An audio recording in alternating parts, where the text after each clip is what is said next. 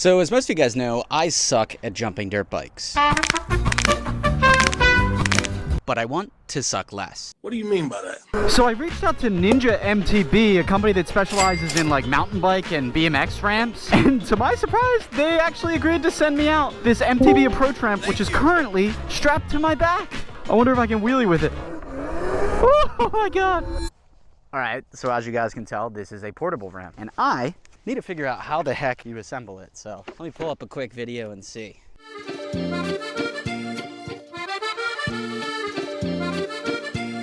All right guys, here it is. The ramp is all set up. This thing is way bigger than it probably looks on camera. You can see it's like nearly the size of the RTR. So like for comparison, I mean, it comes up to like above my knees here. It's bigger than it looks, but so now the ramp should be set up correctly. I made some fine adjustments. It wasn't correct before. So we're starting from scratch. 2 goals today. 1, not die and eat shit. 2, try and capture like somewhat of a steezy jump. I don't even know what that means. Maybe that just means a clean jump for ConnorG, but let's do this thing.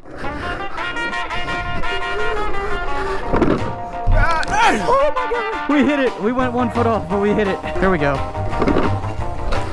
Okay! Alright, Connor, you need to commit. Don't be a baby. Hey! It's so scary coming up to the ramp, though, I won't lie. Woo! I think I'm starting to get it, bro. Maybe. So I've been saying for a while I want to get better at like learning to jump and shit. Oh my God, my horn came off and my turn signal? Oh, it's because I lost that bolt. Well, let's hope it doesn't break. Let's hit this again. All right, can we count that as steezy? I did a little baby whip. Hell no. Fuck no. This is super sick though, having a portable ramp like this. I'm definitely looking forward to starting to take this to some different urban spots. We might have to switch out to the Rizzler though. I don't know how y'all be whipping all the time. Why did that feel kind of good, y'all? That didn't feel bad either, dude. Let's go. Let's go. Is ConnorG learning how to jump? Maybe.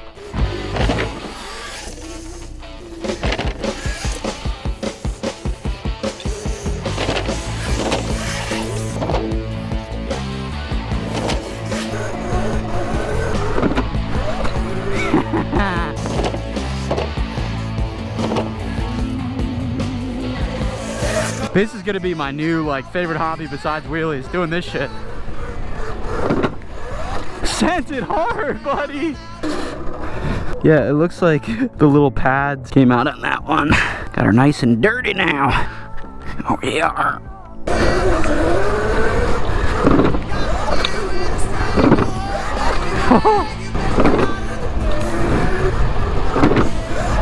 Oh, could that be steezy? I fully understand it now. To all you track riders and jumpers, once you start to kind of get your bearings a little bit, I can get how this is fun as hell. The only issue is you obviously need like a place to ride and hit the jumps, but that's where this ramp comes in handy.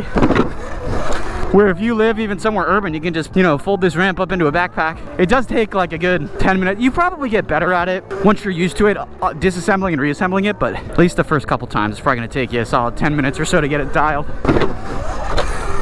Let's go, bro. I'm actually super amped. I was really afraid with how I was gonna perform on this, given my history with jumping, but I'm having a lot of fun and I'm feeling decently confident, and I don't think the jumps are looking too horrible.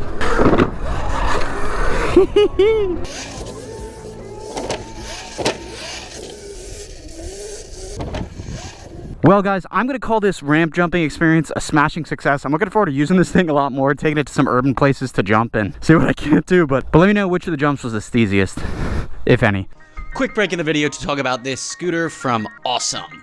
So this is actually the 3rd scooter that Awesome has sent me, and I won't lie, even though I'm not really like a scooter guy, I actually really like these things. So this specific model is the Awesome Go Soul 2 Pro. Dual motor, almost 2800 watt peak combined, and it claims up to 36 miles per hour and crazy range. So it folds down into a super compact footprint, which is ideal for storage in like a smaller apartment or putting it in a car, and it's easily reassembled when you want to hop back on it and go ride.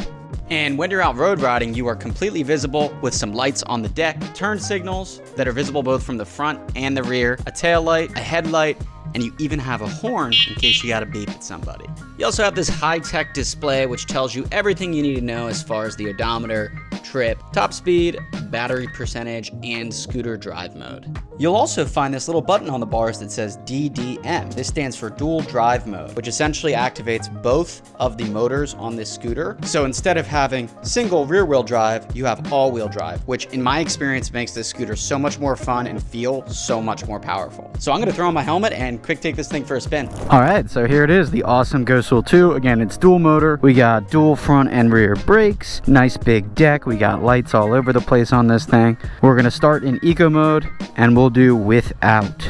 Oh, look at this cute little kickstand. We'll do without the dual motor mode. And yeah, in eco mode, single motor, 13, 14 miles per hour. It's a dog, but nobody buys these things to ride in eco. So let's throw it into sport mode and we're already gonna get right into the dual motor. What's nice about this is even though it's a scooter, it actually has suspension. So all these crazy bumps aren't horrible. This display I didn't tighten quite well enough.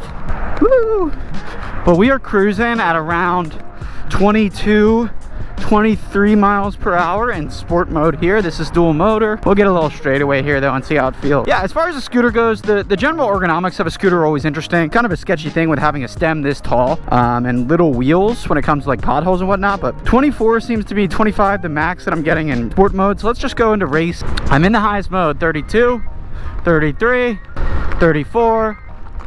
So we're getting around close to the max that they said this can be, like 34, 35. My thing with these scooters is, even though I'm definitely not a scooter guy, easiest thing just to quick hop on and get somewhere. Like you got to run to the store quick, or I don't know, if you live in the city, even ride it to work. There's something to be said about the convenience of you don't have to even like put a leg over this thing and go ride it. Like you literally just, if you have it folded, you unfold it, you hop on the thing and you go ride. It's literally that simple. So there's a lot of conveniences to this and it's super easy to store. Getting it all dirty already, but it's a pretty neat rig. I can't lie. I like that it has a little horn here too, so that's good if you're city commuting. But I mean, yeah, all in all, it's a good little rig.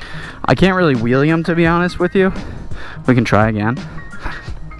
But you don't buy these things to wheelie them. So if you guys are interested in this bike, you can feel free to use code ConnorG and check out the save. I'll link it down in the description below. But yeah, otherwise, back to the video. All right, so recently something has come to my attention that I really want to address. And no, it's not the state of this horribly dirty garage. But it's actually about this bike in front of me right here, the Rizzler from Electron Co. More specifically, it's not even anything really controversial, but it's more so about the fact that, like, I feel like this bike is severely underrated. I've been riding a bunch of different bikes recently, mostly like RTRs and some Sur-Ron Ultra Bs and so on, and my gas bike, of course. But the one thing I always come back to is this freaking Rizzler. And the point I'm trying to make is I feel like this bike is so damn underrated. I think when this bike first came out, it honestly sparked, I don't want to say controversy, because it wasn't really controversial, but basically it was a little polarizing in terms of how people thought it looked. People either liked it, loved it, or hated it, had absolute disdain for it. There wasn't really a ton of in between. And I'll agree, the way it looks is definitely unique. Taking mini bike styling, adding suspension, and making it electric. So it obviously doesn't look like a lot of the e-motos in our space that are basically electric, but man, oh man, has this thing quickly become my favorite bike. And for that reason, oh my God, it even stopped because I didn't know that. This is gonna be a bike that I plan to upgrade, hopefully next video or so. I've got a 6.7 kit in the garage right now, ready to be upgraded on this bike. But I bring it up because, dude, this bike, if you are into wheelies, it's just gotta be one of my favorites. It wheelies so damn well. Now, one thing to consider is that my RTR does have dirt wheels on it right now. But that's because I really want to keep that thing a dirt bike. So Rizzler's on wheelie duty and it does so well at it. So I guess you could say my gripe, if it really even is one, let's get a hand drag real quick, is that I just feel like enough people haven't really ridden it or tried it to understand how damn good of a bike it is. Especially for me, because I love to circle wheelie, and these tiny little wheels make it so easy to circle, super tight. Electron Co also upgraded the brakes from like the original RTR, so the brakes are way better. You also have these pegs that you can use. You can even death spin off of them. Oh my God. And I know a lot of the people that Electron Co sell their bikes to and similar competitors are mostly like wheelie kids. It's like bike life kids that want to go take it out and stunt them. And I just feel like you see so many RTRs, which is valid, makes sense. Like, look sick, bike can go off-road and on-road, but if you're primarily street riding, like out of the box, this thing is so good at wheelies, bro. It's so easy. Look at that, completely stock bike, guys, besides these little pegs. and this jank shift lock that I added. So all I'm saying is maybe give the Rizzler a shot, because I feel like it is so damn underrated. It's just like a couple rides, dude. Thing's got plenty of power. This is the stock one too. It's not even the Sport. You can now get the Sport, which comes 8 kilowatts. Same motor, but 8 kilowatts, 72 volt, 25 amp hour battery. And it's just so fun, bro.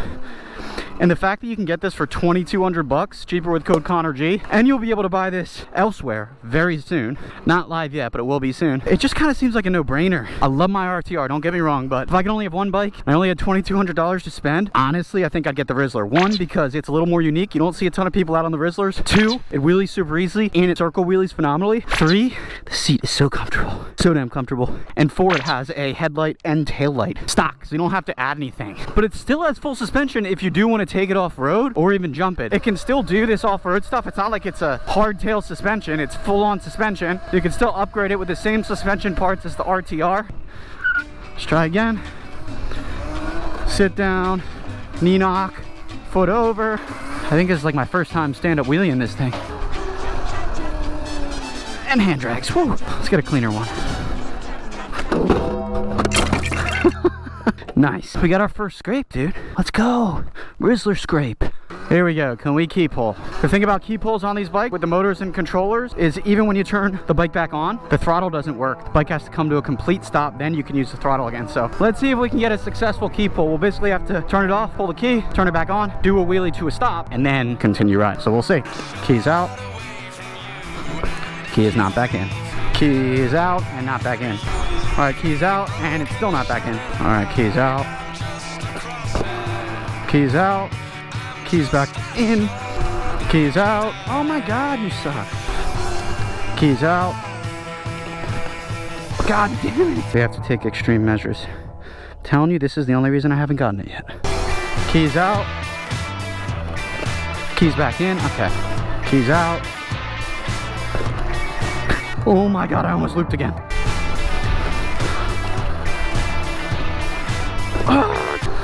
Keys out. I keep getting caught on this thing. This thing keeps getting caught, bro. You know what? Next measure. I am so washed. We're not gonna use this one. We're gonna use this one. So there's no more valid excuses. This is definitively gonna work this time. Keys out. Keys back in. Come to a stop. Keys out. Key is out. Key is back in. We're trash. All right, key is out. And we're trash. Key out. Key back in. And we got it. Let's go. That's count. My feet did not touch the ground. And now we did some beautiful circles afterwards. Thank you. Thank you. No, you shouldn't. You shouldn't. Yes, I'm the best Rizzler rider ever. Guess who just lost his extra Rizzler key? Yeah, it fell out of my pocket somehow. So if you guys know where I live, hopefully you don't, but if you do, and you find that key, bring it to me or DM me on Instagram. I'll give you 20 bucks. If you're interested in this bike, feel free to use code ConnorG. Or if you're interested in this bike, it's super sick. Next video, I'll clean the garage, I promise. There's so much going on.